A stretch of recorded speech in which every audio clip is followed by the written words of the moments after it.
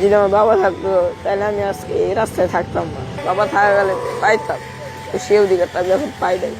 অনেক ইচ্ছাই ছিল, কিন্তু সেটা আর পূরণ হয়নি। ছোটবেলা বাবা মারা যাওয়ার পরের থেকেই আমার জীবন পাল্টাই আছে। ঠিক মতো খাইতে পারি নাই, হয়তো বা খাইতে পারলেও কি করতে পারি নাই। যদি আমার বাবা থাকতো তাহলে আমি আজকে এই রাস্তায় থাকতাম না। আমার একটা দুলাভাই আছে, সে খারাপ না কিন্তু ভালোই, কিন্তু সেও এখন আমার অবিশ্বাস করে। পরিকল্পনা আছে যে এখানে ঈদ কাটাবো বন্ধু বান্ধবদের সাথে। বাবা মা ছিল, কিন্তু বাবা ছোটবেলা মারা যাওয়ার পরে এমনি অচল হয়ে গেছি। ফ্যামিলির সাথে ছিল না, ঠিক মতো চলতো না, কিন্তু মা টুকটাক মাইসের বাসায় কাজ টাজ করে আমাদের মানে সংসারটা চালাইতো। এখন মাও এতটাও কাজ করতে পারে না, একটা কিডনি অচল হয়ে যাওয়ার পর আমি থাকতাম বোনের বাসায়। কিন্তু বোনও আমারে মানে কি নেশা জাতীয় জিনিসের ভিতরে আমি যাই নাই কখনো, কিন্তু বাসায় বলছে আমি নেশা জাতীয় জিনিস খাই, উল্টাপাল্টা কাজ করি, টাকা দিল নাকি আমি নেশা করি।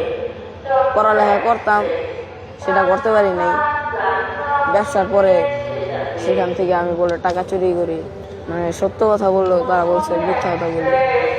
এখন তাদের দেখা দেখি আমার একটা ভাগ্নি আছে ছোট, সেও এখন আমার অবিশ্বাস করে। সেই কষ্ট সহ্য করতে না পেরে চলে আসছে। প্রায় 4-5 মাস ধরে সে করে, কিন্তু মনে বুঝাই যে না, যে কি লাভ, যে বাসায় অত্যাচার, বাবা মারা গেলে যার একটা অধিকার, সেই অধিকারটা পাই নাই। বাবা থাকা গেলে পাইতাম, তো সেই অধিকারটা আমি এখন পাই নাই।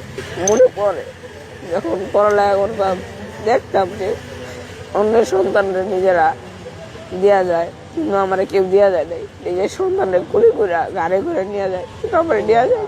ইচ্ছে ছিল বাবার নিয়ে আমি অনেক জায়গায় ঘুরতে যাবো, বাবার নিয়ে আমি বিভিন্ন জায়গায় করবো।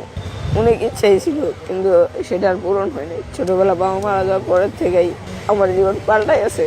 ঠিক মতো খাইতে পারি নাই, হয়তো বা খাইতে পারলেও কি করতে পারি নাই। যদি আমার বাবা থাকতো তাহলে আমি আজকে এই রাস্তায় থাকতাম না। বাবা থাকাকালীন বাবার ঘাড়ে নিয়ে ঘুরতে, কিন্তু এখন আমার কেউ কিছু করে না। আমার একটা দুলাভাই আছে, সে খারাপ না কিন্তু ভালোই, কিন্তু সেও এখন আমার অবিশ্বাস করে। তাই আর কষ্টে আর বাসায় থাকতে পারিনি, চলে আসছি।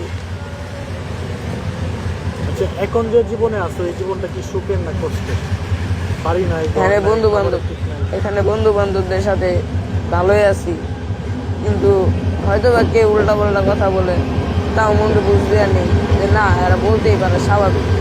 এখানে আমি হয়তো বা সারা জীবনের জন্য নাও থাকতে, কিন্তু একদিন তো সবার যাওয়াই লাগবে। ইচ্ছা ছিল যে পড়ালেখা করে একটা বড় প্রতিষ্ঠানে করবো, বা একটা সরকারি চাকরি করবো, নিজের ফ্যামিলিটা চালাবো, কিন্তু সেই ইচ্ছা আর পূরণ হয় নাই।